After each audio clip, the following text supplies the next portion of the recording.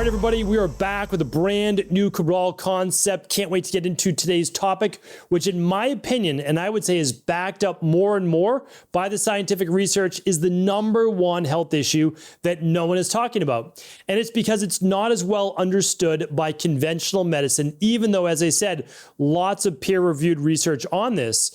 And when I start to explain it to you, I think it'll make a whole lot of sense. But it is a true underlying root cause for many of the health conditions people are suffering from, such as high cholesterol, cardiovascular issues, blood pressure issues, diabetes, Alzheimer's, cancer, depression, autoimmune, idiopathic skin rashes, meaning not understanding why someone might have psoriasis, eczema, and so much more. So what could cause all of these different health issues? Well, the truth is it's something that's been known for quite some time, and it's called endotoxemia. So that literally means that things inside of you, endogenous, so inside of you, are creating a toxic environment. Now, again, if you're not someone that you're maybe a little skeptical, we'll just say that. I totally get it. What I want to do today is just share with you probably about a half a dozen to a dozen different studies. These are not even, they've been around for a while. Some are new, some have been around for quite some time. And it's called endotoxemia, oftentimes exacerbated by lipopolysaccharides, LPSs. And I'll talk about that, break everything down, make it make sense. But essentially, here's what happens. Our bloodstream gets poisoned by bacteria from inside of our body from having what's called leaky gut or intestinal permeability. Now, remember, as I told you, I got sick in the mid-90s, and you would be laughed out of a conventional medicine doctor's office, laughed out literally, told you that it's all in your head and all of that is woo-woo science and made up stuff. Well, leaky gut now is one of the most talked about things in startup-based companies trying to heal the gut microbiome. Look at the genetic microbiome. It's published all over Harvard Health's website and many more, right? So the issue is that conventional medicine oftentimes just takes a little longer to catch up and look at the overall underlying root causes. And the reason is they don't have a pharmaceutical in order to fix the gut. They really don't. Here's what they can do. They can give you immunologics to shut down part of your gut. They can also give you antibiotics to kill off certain gut bacteria. They can give you antifungals like nystatin or diflucan in order to kill yeast. They can give you antiparasitics, but they don't have a plan as to how to balance your gut microbiome. Okay, so why are they talking about it now? Because they're doing things like fecal transplants. And like they go from step A to step Z and nothing in between. And we know in natural health that the body can be rebalanced naturally. But I want to share more with that next week. So I'm going to give you all of the fixes and rebalancing next week, but you need to know really what endotoxemia is, because it could be the underlying root cause that you've been suffering from, a family member, a loved one, or maybe it's one of your clients if you're a health practitioner. So let's dive into it right now. So endotoxemia, as I said before, is essentially bacteria or other pathogens escaping from the gut, for the most part, your intestines. Now remember, I'll hold up my buddy here. If you're watching this on video, you can basically see the model. I've been using this guy now since about 2010. He's got some good wear on him. But when we swallow food down, it goes down about an 11-inch to 14-inch or so esophagus. It moves into our stomach, stays there for anywhere from minutes to hours, depending on the food or water that we've consumed. And then it's going to move into our small intestine. The first part's the duodenum, and then we're going to move to the jejunum, and then to the ileum. You don't need to know what all of that means, but it moves from the small intestine, eventually then to the large intestine. Okay, here's the issue. If there's permeability in these intestines, which is meant to be a one-way street from the mouth, we digest, we manufacture vitamins and minerals, we absorb amino acids from proteins, sugars from carbohydrates, and fatty acids from fat. Well, all that is meant to be safely absorbed through the single cell of our microbiome, and it nourishes our body. But sometimes when there's increased intestinal permeability, which just really means larger gaps inside of the intestinal wall, other things can escape. And it's exacerbated when we have something called lipopolysaccharides. And I shared a little bit last week, really good research, really good studies on how these are created. And I'm going to share the foods as to what increases that. But what you do need to know is that this is a real underlying root cause, intestinal permeability. leaky gut, whatever you like to refer to it as. 4, all inflammatory-based diseases. So it can create inflammation of the body, which can then lead to the big 5 causes of death: Alzheimer's, cancer, heart disease, blood pressure and stroke, as well as type 2 diabetes and the complications of type 2 diabetes. And then we also have some of the mood-based disorders, such as depression, which I think is important that we look at that, and then many more. So a few of the other ones that you may not have heard about that can be correlated with endotoxemia is non-alcoholic fatty liver disease. So you got fatty liver disease, but not from consuming alcohol. Interesting. Could be from endotoxemia. Why? Well, when your intestines are spilling bacteria into the bloodstream, your liver has to do more filtering.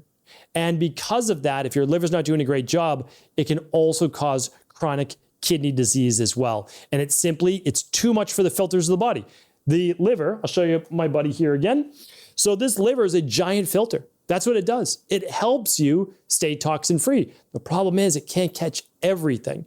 And when you ask that liver to do more work, eventually when it starts to shut down a bit or can't do its job fully, the kidneys, which are behind here, the pancreas, the intestines are in the right above the iliac crest of your back on each side, they then have to do more work. And the kidneys were never meant to filter all of the proteins or all the bacteria that might be swimming through your bloodstream. Okay. So here's what I want to share with you. At its worst case, it can be sepsis, but most people don't get there. They get to all of the inflammatory base first. And then how is it triggered? Oftentimes by what are called lipopolysaccharides. And what this does is it triggers the immune system by binding to toll-like receptors. If you're looking at the research, toll-like receptors 4, TLR4 on the immune cells, leading to the production of inflammatory cytokines. So inflammatory cytokines, we've kind of heard about this during the pandemic, is that can create and trigger then a larger systemic inflammatory response to the body, and the body can then, it can start to overreact. Now, I wouldn't say it's overreacting. It's reacting for a reason. You literally have bacteria swimming around in your bloodstream plus other pathogens. Your immune system is now elevated and you have a large inflammatory response. Well, if it gets bad enough, what happens? Well, over time, it creates dis-ease in the body, right? So let me give you the foods that can be big triggers for what are called lipopolysaccharides. Lipopolysaccharides, I described them a little bit more last week, and I'll link up to those shows. All the science, all the research will be at stephencabral.com/3077. But lipopolysaccharides are basically lipo, fat, and then saccharide, sugar. So you basically have a sugar and a fat coming together as the outer layer of a bacteria.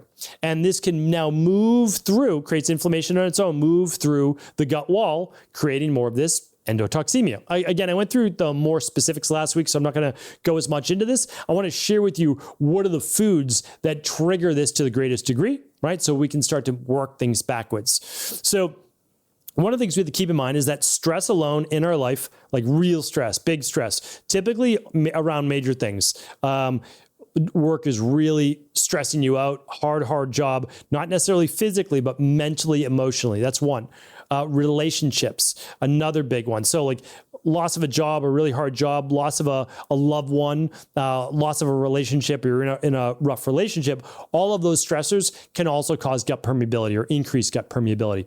And then specific foods. So let's go over those foods right now. High fat foods. Now, in general, it's going to sound like this. The standard American diet. What is it?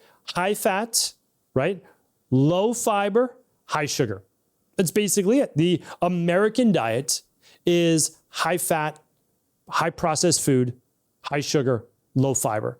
And that is exactly what your gut microbiome does not want. And I shared with you a study. Again, this goes against what a lot of people are preaching with a high fat diet, high saturated fat diet. One of the worst things that you can do for your overall health and gut microbiome. And that's just the truth. And again, all the research backs that up. That is the truth. And I'll just give you lots of studies that show that. Now, it doesn't mean that you can't eat some saturated fat. You absolutely can.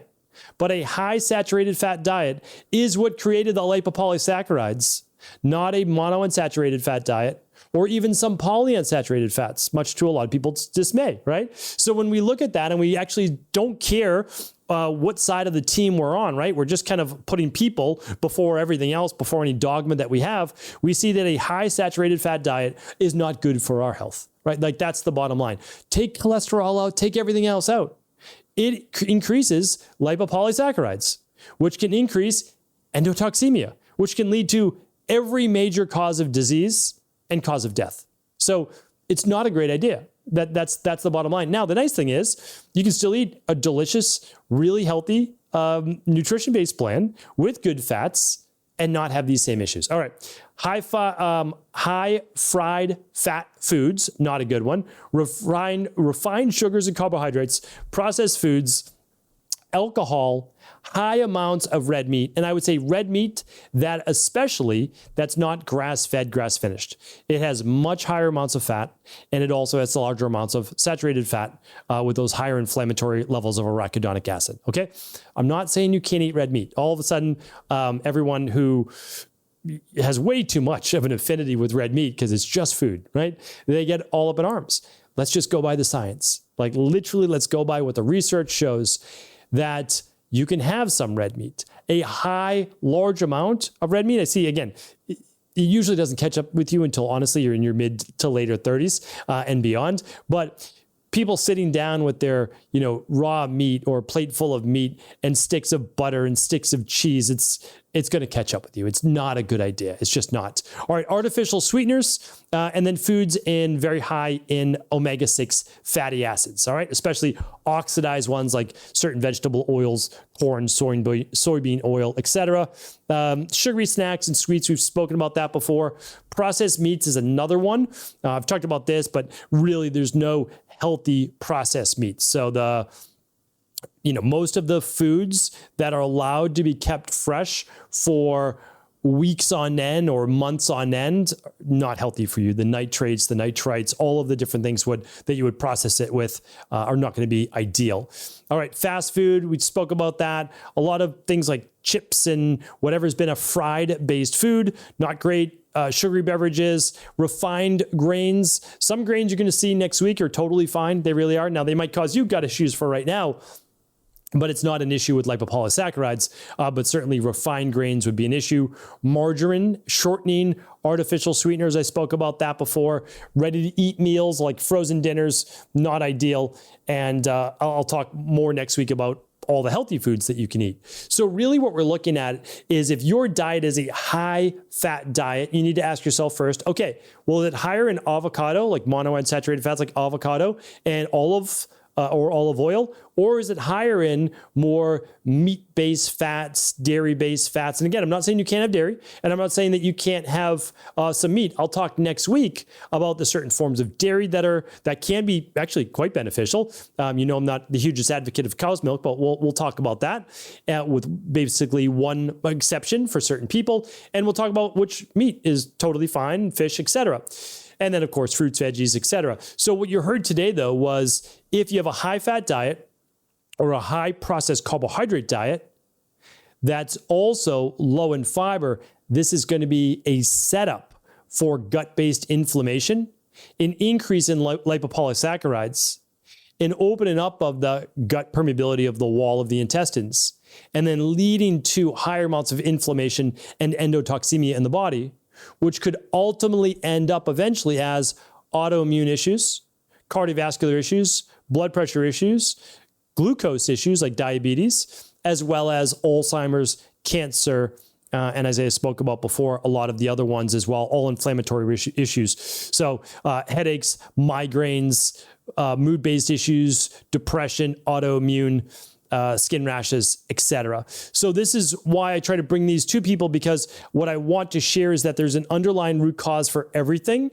Stress in one's life is a big factor, and so is the food that we're putting into our body. So if we have the stress and we have the wrong foods, it's a recipe for disaster. The good news is this: you can fix all gut issues in about 12 weeks maximum time. That's 3 months. And it's just slowly over time. So it's not like it takes, on my 90th day, everything's good, or 84th day. No, it's not that. It slowly gets better over weeks and then months. So the nice thing is you're able to repair this. It's not extremely expensive to do. The foods that you eat are a 1-for-1 trade. I want to share all of that with you next week. I don't want it to be overwhelming this week. I'm happy to answer any questions you have. And if you're someone that loves to dive into the science is definitive, and also it's really interesting. It really is. So I'm going to link it up today at stephencabral.com/3077. I'll link up at least 6 studies. And then of course, on your own, you can always look up lipopolysaccharides and endotoxemia, or what causes high lipopolysaccharides,